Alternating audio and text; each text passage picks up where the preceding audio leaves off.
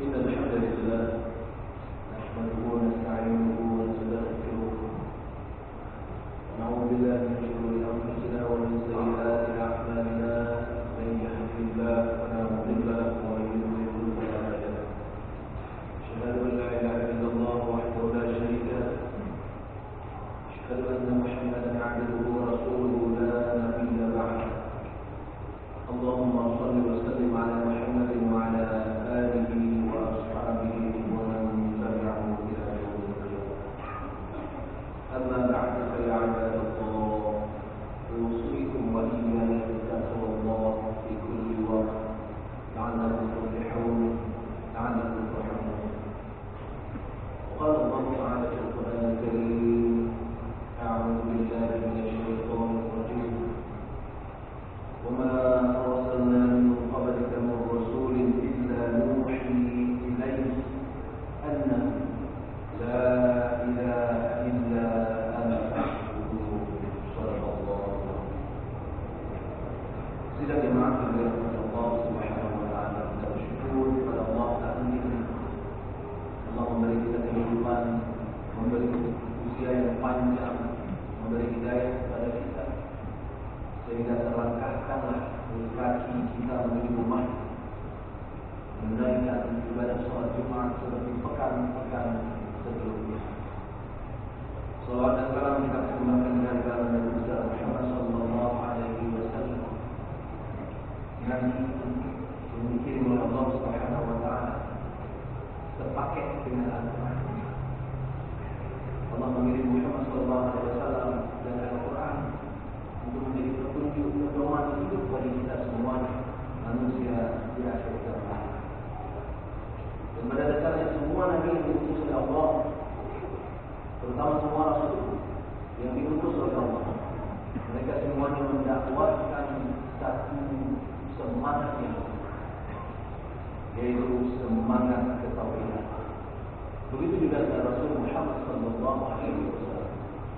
Maka ayat yang kita bacakan di surah Al-Anbiya ayat ke-25 membuka khutbah kita hari ini berbunyi wa ma arsalna min qablika min rasul illa nuhi ilaihi annahu la ilaha illa ana fa'budun. Kata Allah berkata kepada Muhammad sallallahu alaihi wasallam bahwa tidak ada satu rasul pun yang diutus oleh Allah ke muka bumi ini sebelum engkau ya Muhammad, min qabli, sebelum engkau ya Muhammad, kecuali mereka diberi wahyu kepada mereka. Nuhi ilaihi annahu la ilaha illa ana fa'budun. Kecuali mereka semuanya diberi oleh Allah petunjuk wahyu bahwa tiada satu pun Tuhan yang pantas disembah kecuali Allah, maka beribadah menyembahlah Allah Subhanahu wa taala. Karena itu sidang jemaah yang dirahmati Allah Subhanahu wa taala, Muhammad sallallahu alaihi wasallam sendiri pun ketika suatu ketika didatangi oleh seorang public speaker hebat di zaman Mekah. Pada saat itu orang-orang di Mekah sudah kesulitan untuk membendung dakwahnya Nabi sallallahu alaihi wasallam, sehingga mereka bersepakat untuk mengirim salah seorang di antara mereka yang jago berbicara, paham public speaking dengan baik. Yang dikirim ini adalah Uqbah bin Rabi'ah. Uqbah dikirim menghadap Nabi sallallahu alaihi wasallam kemudian untuk melobi Nabi untuk menghentikan dakwahnya, dan Nabi dijanjikan oleh Allah akan diberikan apa saja untuk menjadi pemimpin Quraisy, menjadi orang yang dimuliakan, mendapatkan harta kekayaan dan sebagainya dan sebagainya. Nabi sallallahu alaihi wasallam waktu itu sama sekali tidak berkata-kata sampai Uqbah bin Rabi'ah selesai berbicara. Dan setelah Uqbah selesai menyampaikan maksudnya dengan panjang lebar, baru Nabi sallallahu alaihi wasallam membacakan surah Fussilat mulai dari ayat pertama. Hamim tanzilun minarrahmanir rahim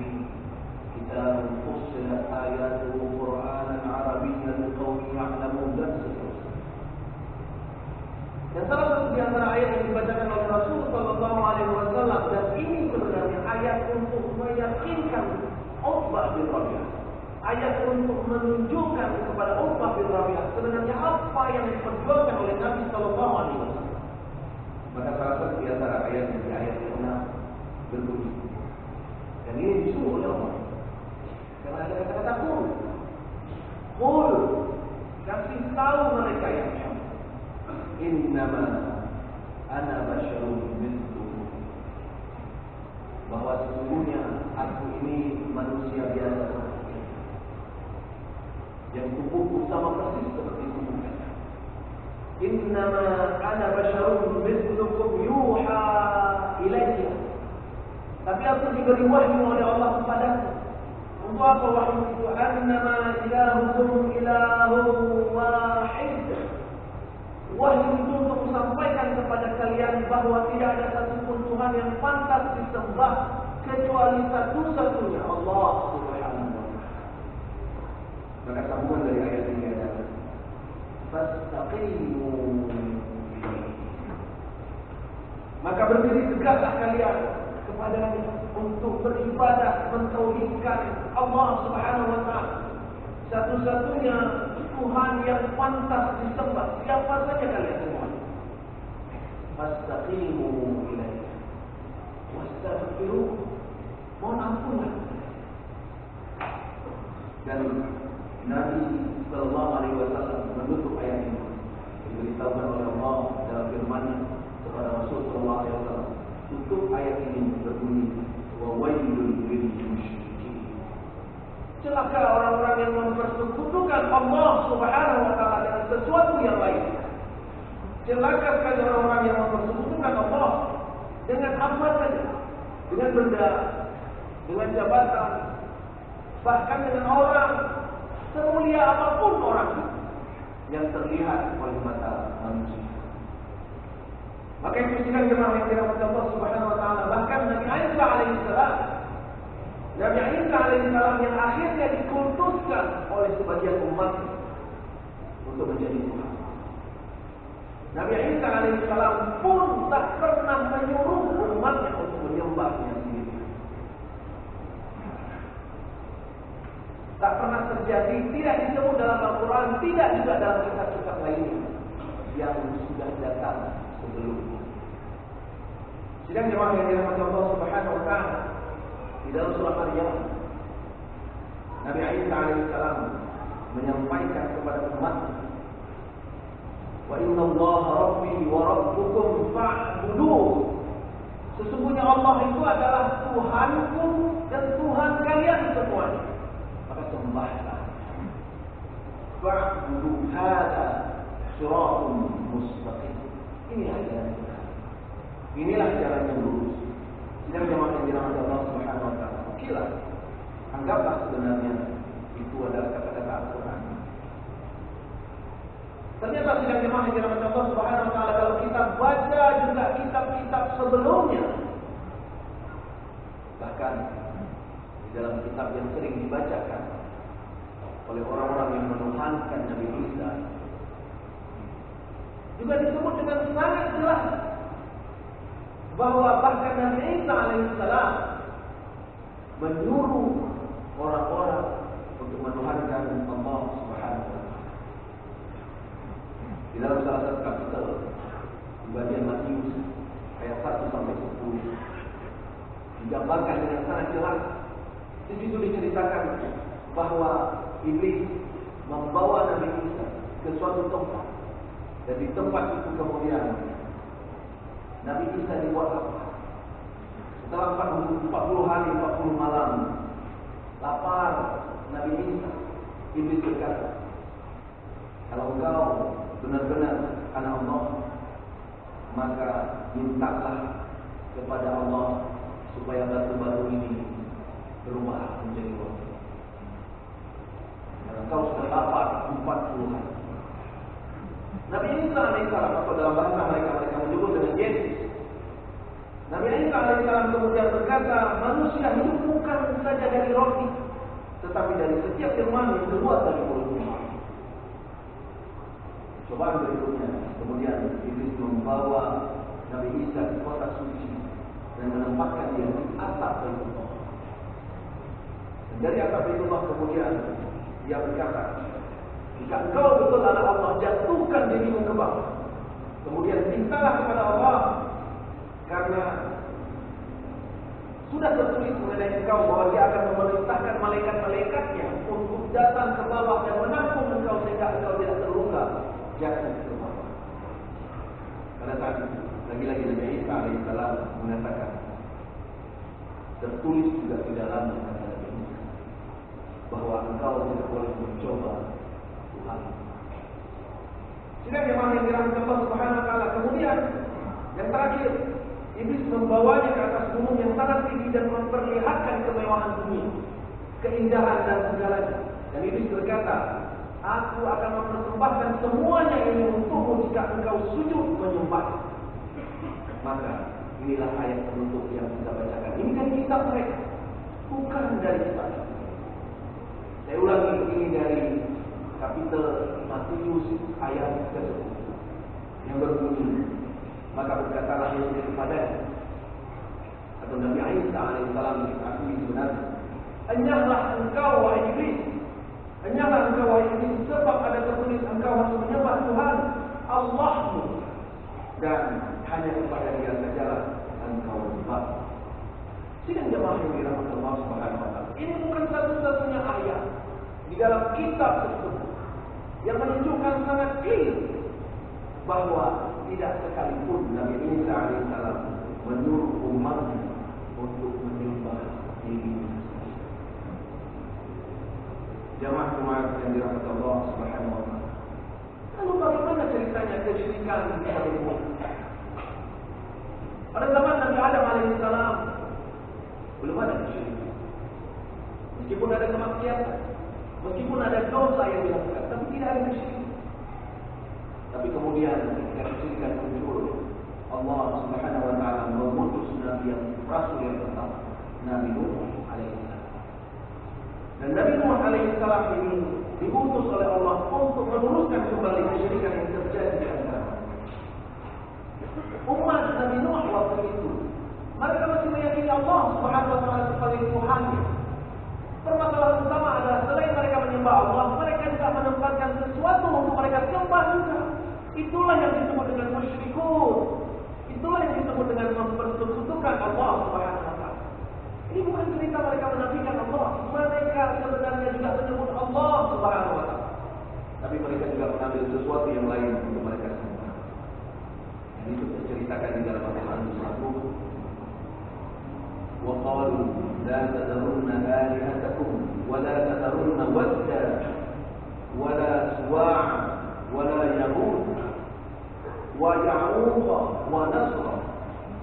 Mereka berkata bahwa jangan sekali-kali kalian meninggalkan Tuhan-Tuhanmu, dan jangan pula sekali-kali kalian meninggalkan Wad, nama-nama yang disebut Wad, Suwa, Yaghus, Ya'uq dan Nasr.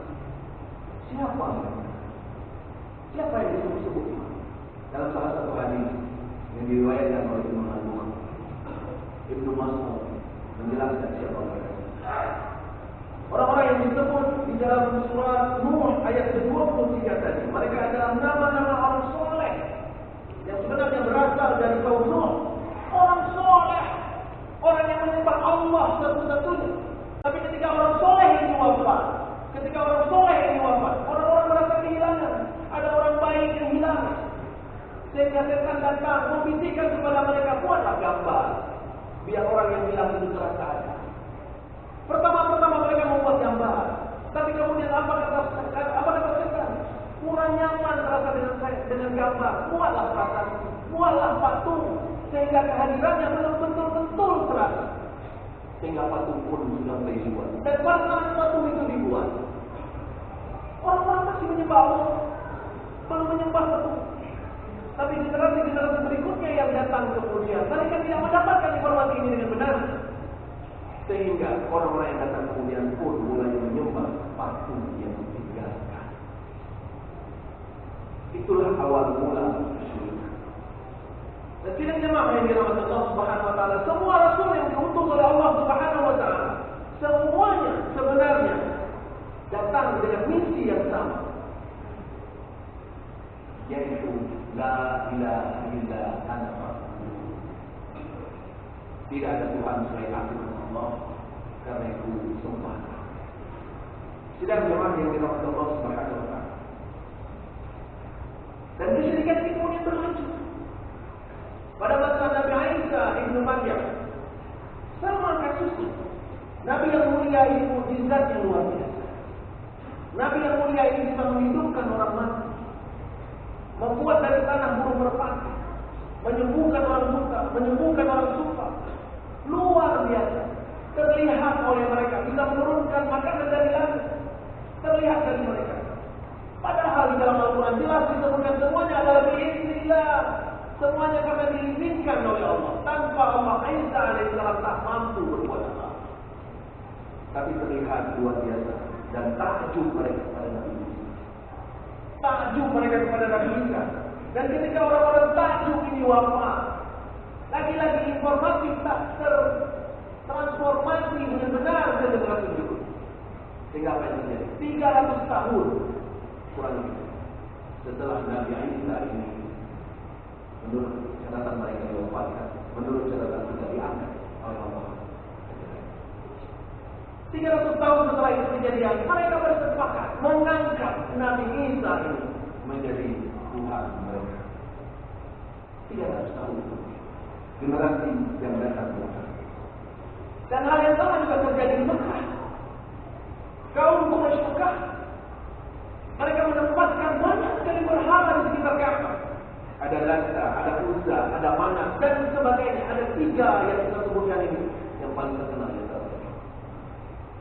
Siapa Lata, Uzza, dan Manat? Sama kasusnya. Sejarah akan berulang kembali dan kembali lagi seperti semula. Lata, Uzza, dan Manat adalah orang-orang soleh yang kemudian wafat.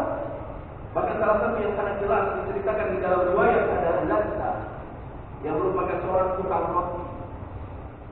Tapi dia tidak pernah menjual roti.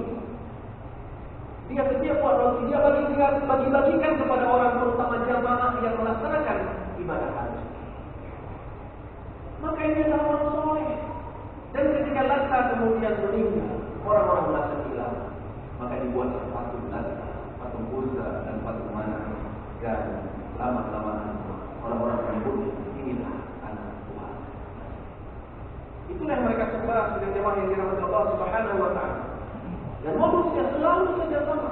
Orang soleh hidup bersama kita, kita senang dengannya. Orang soleh ini wafat, kita rindu dengan dia. Kita buat sesuatu, kita bertawaf di kuburannya, kita memohon apa-apa, dan itulah kesyirikan bermula.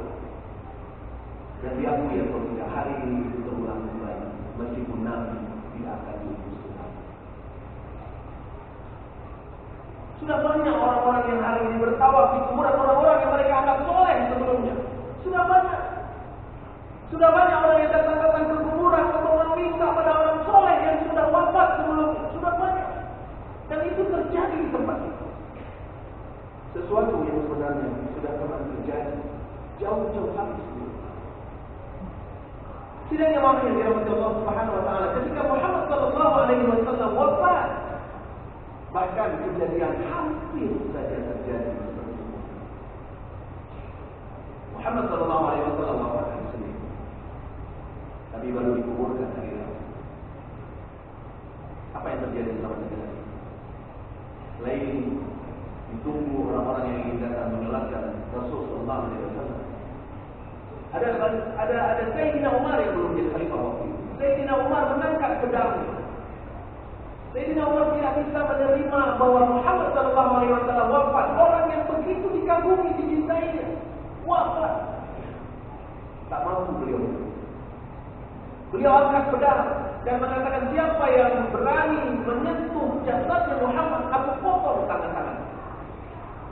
Saya tak ada yang. Dan tidak telah yang dirahmati Allah Subhanahu wa taala. Hal ini terjadi sampai kemudian Abu Bakar datang. Dan Abu Bakar membacakan surat Ali Imran ayat 140. Wa ma Muhammadun illa rasulun qad khalat min qablihi ar-rusul. Umar, Muhammad itu tak lain hanyalah seorang rasul. Sebelumnya sudah banyak rasul-rasul yang datang. Qad khalat min qablihi ar-rusul. Apa imma ta'awtum ila qalbtum ala aqabikum? Apa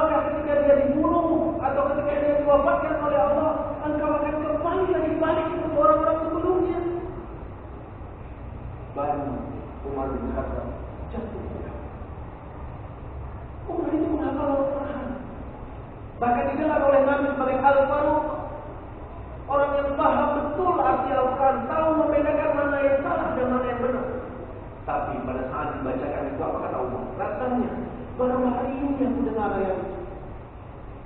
Seperti lupa Umar ada ayat yang seperti itu. Karena kecintaannya kepada Muhammad sallallahu alaihi wasallam. Sidang jemaah yang dirahmati Allah Subhanahu wa taala, pada lama sebelum wafatnya Nabi, Rasul sudah pernah bersabda, janganlah kalian memujiku terlalu berlebihan. Janganlah kalian memujiku terlalu berlebihan sebagaimana orang Nasrani memuji Isa bin Maryam. Aku hanyalah seorang hamba. Kata Rasulullah SAW, hadis itu sahih. Hadis dan Imam Al-Bukhari nomor 3445. Hadis sahih. Katakan saja bahwa aku adalah hamba Allah dan Rasul. Tak lebih, bukan pun malaikat. Apalagi kita menuhankan. Dan yang menarik adalah hadis ini dalam kitab Bukhari. Hadis ini ternyata berasal dari Umar bin Khattab. Orang yang justru membunuh pedang tidak bisa move ketika Nabi Sallallahu Alaihi Wasallam. Tidak dimana di dalam Allah Subhanahu Wa Taala. Maka itu percayalah bahwa sejarah kesyirikan ini akan kita tahu, akan menyentuh kita semuanya sekalian.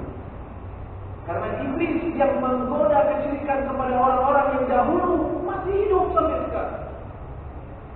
Iblis yang dulu mengeluarkan Adam dari surga, mensyirikkan kaum Nuh, mensyirikkan kaum Isa, masih ada, masih hidup sampai hari ini. Dan kitalah yang menjadi orang-orang yang takut. Dan dosa yang paling disukai oleh iblis dalam sekali adalah kesyirikan. Karena kesyirikan itu kalau dalam komputer seperti shortcut to the hellfire. Jalan pintas menuju neraka. Tidak ada dosa yang lebih besar daripada dosa kesyirikan kepada Allah Subhanahu wa taala. Dan Allah berjanji di dalam Al-Quran, Inna Allah la yaghfiru an yushraka bihi. Allah tak akan mengampuni orang-orang yang syirik kepada Allah. Wa yaghfiru ma duna dzalika liman yasha. Tapi yang lain-lain semua bisa diampuni oleh Allah. Karena itu sekali lagi dalam Allah Subhanahu wa taala. Kadang-kadang kita selamat dari syirik kita, tapi tergelincir pada syirik kecil yang justru juga diingatkan oleh Nabi Sallallahu Alaihi Wasallam.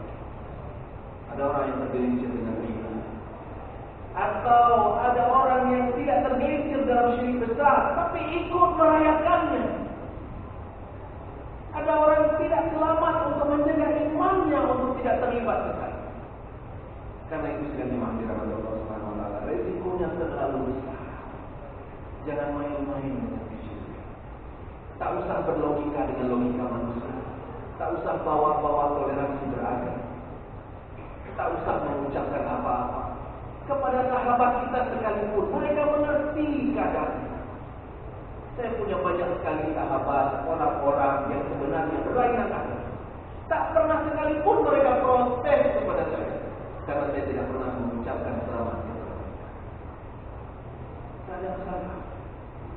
Apa yang kita cari? Kita justru membuat masalah dengan Allah Subhanahu wa taala. Ingat baik-baik ayat yang kita bacakan di awal khutbah tadi, yang dibacakan oleh Muhammad sallallahu alaihi wasallam di hadapan Utsbah bin Rabi'ah. Qul innama ana basyarun mithlukum. Aku bukan Tuhan, aku manusia seperti kalian. Qul innama ana basyarun mithlukum yuha ilayya annama ilahukum ilahu wahid. Untuk menyampaikan kepada kalian tak ada yang patut disembah kecuali Allah satu-satunya Tuhan. Fastaqimu ilaihi. Berusahalah bisa-bisa gelonggaki berbuat di dalam tauhid. Gigit dengan gigi keras di dalam tauhid. Fastaqimu ilaihi wastaghfiruh. Kita sadar betul, meskipun kita sudah berusaha besar-besar untuk berdiri tegak pada ketauhidan, barangkali kita akan tergelincir juga kepada kami. Maka bagian berikutnya wastaghfiruh, minta ampun kepada Allah. Karena wawailul lil musyrikin, celaka sekali orang-orang yang mensyirikkan Allah Subhanahu wa taala. Semoga kita semuanya dilindungi oleh Allah. Muat emosi sekuat-kuatnya ketika kita membaca di dalam Al-Fatihah. Ihdinas shiratal mustaqim. Ya Allah, tunjuki kami ke jalan yang lurus. Siratal ladzina an'amta 'alaihim, jalan yang engkau beri nikmat kepada mereka. Ghairil maghdubi 'alaihim, bukan jalan-jalan yang engkau arahi mereka seperti kaum Yahudi. Wallah, bukan juga orang-orang yang tersesat seperti kaum Nasrani. Kita mohon kepada Allah untuk tidak sampai sesat dengan kemusyrikan yang hari ini sudah sangat menyesatkan. Mudah-mudahan ada manfaat. Barakallahu li wa lakum fil Qur'anil Karim. Wa nafa'ani wa iyyakum bima fihi min al-ayaati wa dhikril hakim. Taqabbal minni wa minkum tilawatan tayyibatan.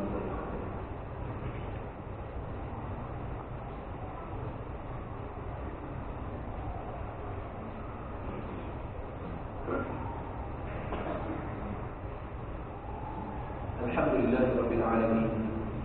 Wassalatu wassalamu ala asyrafil anbiya'i wal mursalin wa ala alihi wa sahbihi. Asyhadu an la ilaha illallah wahdahu la syarika lah. Asyhadu anna Muhammadan 'abduhu wa rasuluhu la nabiyya ba'dahu.